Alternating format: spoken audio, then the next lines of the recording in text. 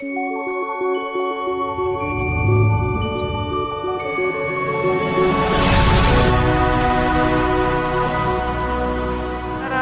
ingin cerita sedikit. Saya ditahan 6 tahun dalam penjara karena ikut Yesus, bukan karena KPK. Saudara ya, sebab zaman dulu itu ditangkap dulu.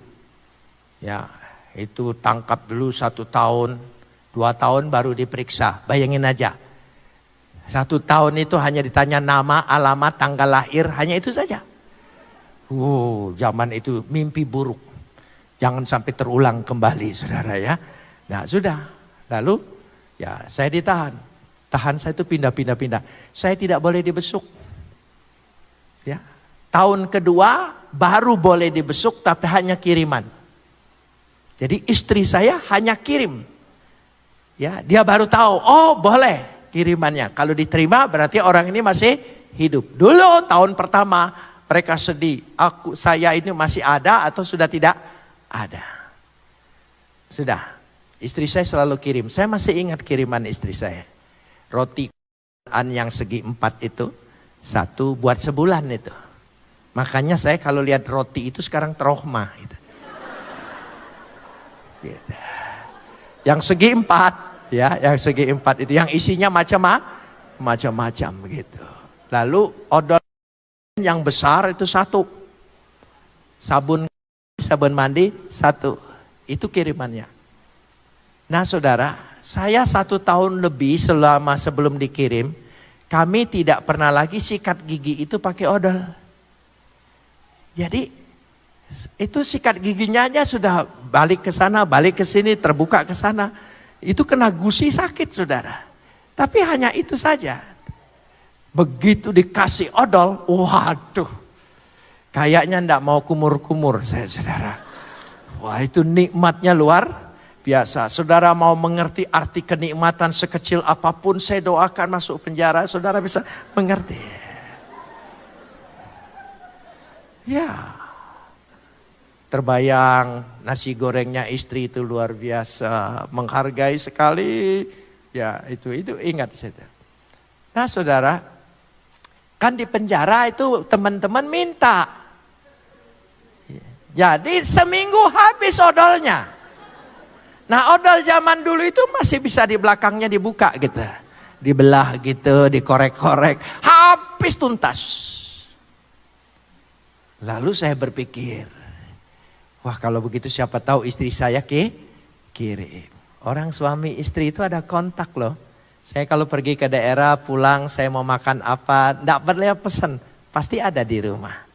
Kontak, makanya laki-laki itu tidak bisa nyeleweng, kontak dia, hati-hati saudara, radarnya lebih tajam dari satelit apapun, walaupun belum ada bukti. Saudara, karena berjanji 2 menjadi 1, mestinya supaya tidak menjadi 1 berdoa, waktu menikah bilang 2 jangan jadi 1, 2 tetap 2. Nah, saudara dikawinkan atau tidak oleh gereja saudara. Jadi sudah saya pikir istri saya kirim. Saya mulai berdoa dengan Tuhan. Tuhan saya mau minta odol. Saya tidak tega saudara minta dengan Tuhan odol. Karena saya ini bertobat sebagai orang Protestan. Orang Protestan itu tidak pernah dididik minta yang kecil-kecil, minta yang besar-besar, doa syafaat, Afrika, pemerintah, semua itu saja saudara. Jadi tidak pernah ada daftar odol itu enggak ada. Gitu. Sementara saya perlu odol. Jadi saya pikir siapa tahu istri saya teringat kirim. Nah waktu besuk jam 9 pagi sampai jam 2 siang. Saya kasih tahu supaya siapa nanti punya pengalaman gitu ya. Jadi setiap kali ada panggilan kiriman saya imani. Nama saya ada. Sampai jam 2 enggak ada. Dari jam 2 sampai jam 5 saya masih punya harapan. Karena saya di penjara Kalisosok itu di sebelahnya kantor Kejaksaan Negeri. Saya punya teman dari Jakarta ini seorang pengacara yang cukup terkenal. Kalau pergi ke Surabaya selalu titip uang. Yaitu Adenan Buyung Nasution. Ya, selalu dia titip uang ke jaksa di situ untuk saya. Jadi dari jam 2 sampai jam 5 saya berdoa. Bang Buyung kirim, Bang Buyung kirim, Bang Buyung kirim. Sampai jam 5 kami sudah suruh mandi semua. Masuk kamar, apel, dikunci. Ya, dikunci lalu saya penjaga mulai apel. Nah sekamar itu 3 orang. Jadi saya kepala kamar. Itu gunanya kalau ditahan lebih lama. Jadi kepala saudara ya. Jadi kalau ditahan itu jangan sebentar-sebentar. Jadi lama jadi kepala. Gitu. Jadi saya ditanya berapa? 3 lengkap. Oke sudah. Begitu saja terus. Sudah doa malam, doa sore saya sudah di situ doa Tuhan. Saya tahu engkau sibuk. Jadi tidak mungkin hanya ngurusin odol. Jam 7 malam pintu kamar saya dibuka. Ada orang yang baru ditangkap masuk. Dia lirik sana lirik sini. Di antara kami bertiga. Ternyata muka saya lebih tidak kriminal kali. Jadi dia deketin saya. Kok boleh enggak saya tidur di sini? Oh boleh.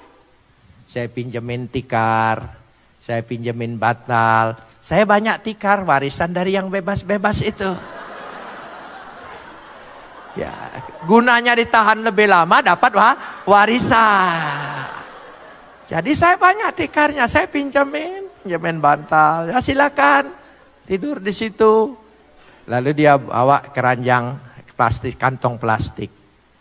Lalu dia titip kok katanya. Sebab orang baru takut dia apa-apain. Jadi dia titip. Saya buka kantong plastik, isinya odol.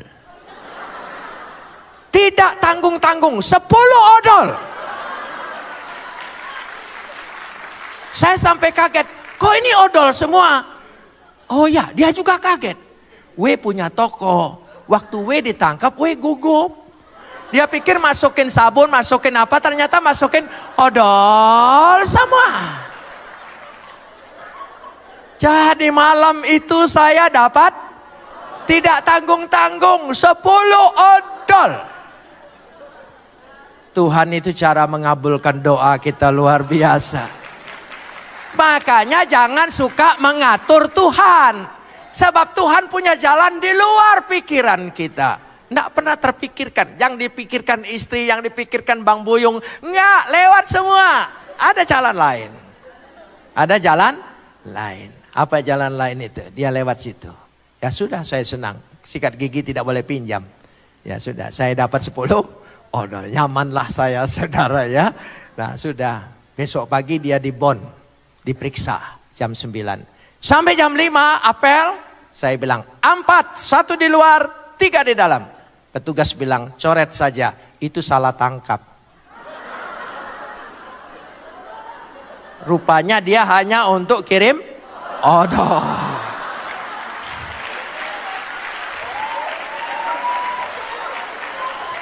Dari situ, dari pengalaman itu saya sangat mengerti kalau kita minta dengan tekun dengan Tuhan, tidak mungkin Tuhan abaikan. Sekecil apapun permintaan kita, dia penuhi. Dan kalau dia penuhi, lebih dari apa yang kita minta. Beri kemuliaan bagi dia.